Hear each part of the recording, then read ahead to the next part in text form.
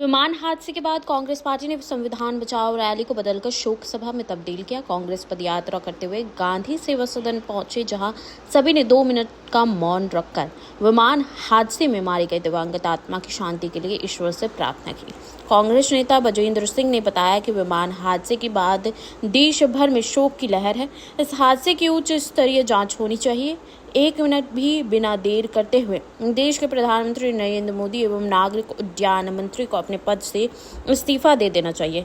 केंद्र सरकार नागरिकों को सुरक्षा देने में पूरी तरीके से विफल साबित हो रही है। 250 से ऊपर लोगों की जान चली गई है।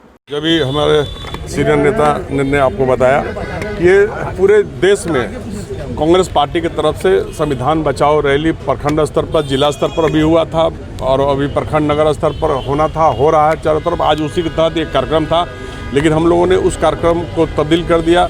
इतना बड़ा प्लेन हादसा अहमदाबाद में हुआ और पूरा कांग्रेस पार्टी इस अहमदाबाद में प्लेन दुर्घटना में मारे गए परिजनों मृतकों के प्रति बहुत संवेदना व्यक्त करती है।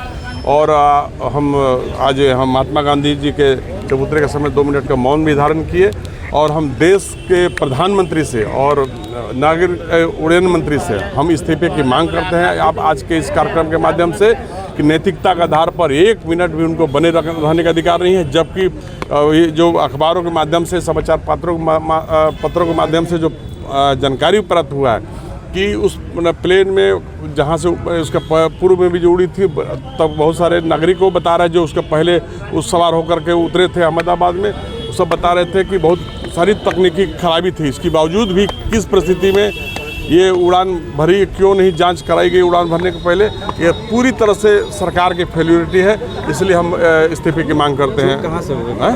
चूक कैसे होगा? जब प्लेन में खराबी थी, जो नागरिकों के अनुसार जो पहले पूर्व यात्री रहे हैं, तो उसकी पूरी तरह से जांच होनी चाहिए थी, प्रॉपर जांच करके उड़ान भरनी थी।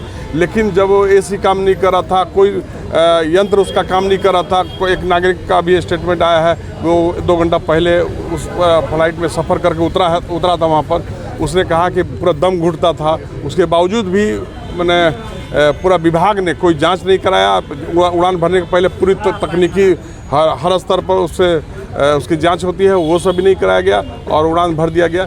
ये देश के नागरिकों की जान के साथ खिलवाड़ भारत की सरकार कर रही है। हमेशा ही ये क्या कहता अति संवेदनहीन सरकार है। इसलिए नैतिकता के आधार पर जिस तरह से हमारे देश के रेल मंत्री थे लाल बहादुर शास्त्री जी ने तुरंत रेल दुर्घटना के बाद इस्तीफा दिया था, नैतिकता के आधार पर थोड़ा सा भी नैतिकता और शर्म बची है तक केंद्र सरकार के प्रधानमंत्री को इसकी जिम्मेदारी लेनी चाहिए, उड्डयन मंत्री को इसकी जिम्मेदारी लेकर इस्तीफा मारना चाहिए। देश में हर ब्लॉक में, हर जिला में संविधान बचाओ रैली का आयोजन किया गया था और उसी कड़ी में आज धनबाद नगर कांग्रेस के द्वारा आयोजित था।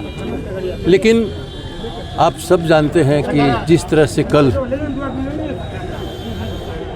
गुजरात में अहमदाबाद में जिस तरह से वहाँ प्लेन क्रैश हुआ और विमान को क्रैश होने के बाद उसमें 242 लोग सवार थे, पायलट और क्रूज लेकर, उसमें केवल 1 आदमी बचा है। 241 आदमी की मौत हो गई है और उन्हीं के जो मृत्यु हुई है, निधन हुआ है, उनके लिए हम लोग आज संविधान रैली में केवल रैली निकाले और हम सरकार से हम लोग मांग किए हैं कि नागरिक उड्डयन मंत्री जो भी हों, उनको नैतिकता के आधार पे त्याग पत्र दे देना चाहिए।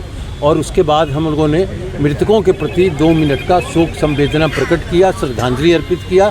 उसके बाद सभा को समाप्त